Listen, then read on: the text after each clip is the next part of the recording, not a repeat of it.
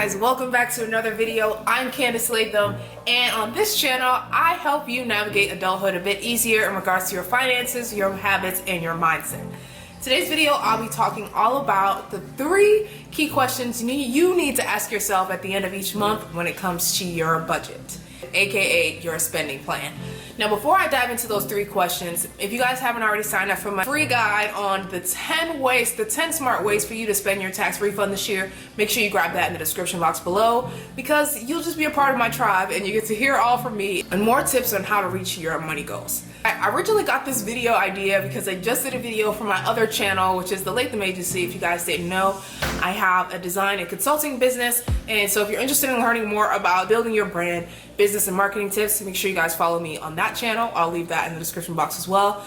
But that's where this video was inspired by. So I was just like, wow, this also makes sense when it comes to your finances. First question you need to ask yourself at the end of each month is, what do I need to stop?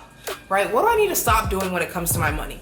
And one way that you can figure out what you need to stop is by taking inventory of your spending that same month. So when I work with my clients one-on-one in my money coaching services, we would look over their bank and credit card statements from that month, and then we can see like how much they spent in, food, how much they spent on beauty.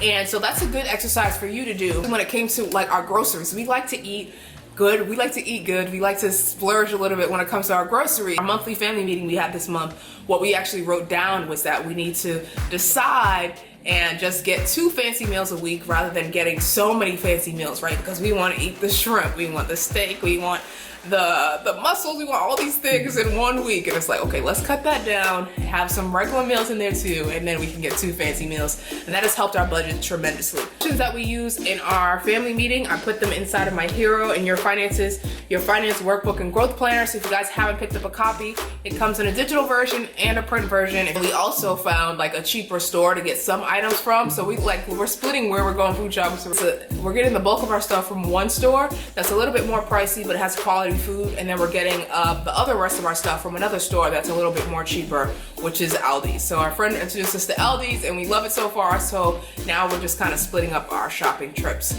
which has helped us save some money in our groceries. Second question to ask yourself is, what do you need to start doing? What is something that you said this month that you wanted to start doing but you haven't started, right? Maybe that is, what's something that you want to start doing? Maybe that you want to start adding more money to your savings.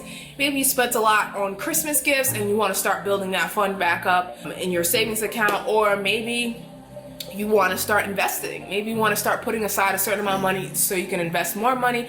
Whatever that is, there's something that you just thought about when I said, what is it you need to start? And it came to your mind. So maybe it's that thing that you focus on. And the third question you need to ask yourself is, what do you need to keep doing? What are you doing great? Are you packing your lunch? Are you, avoiding the sales section? Because I think something that I do is sometimes we think that we're getting a good deal just because something is on sale. Just because something is on sale doesn't mean we actually need it, because that could just be, a thing that we're just wasting money on. So what do you need to keep doing at? What is something that you did great this week, this month, that you want to recognize yourself for?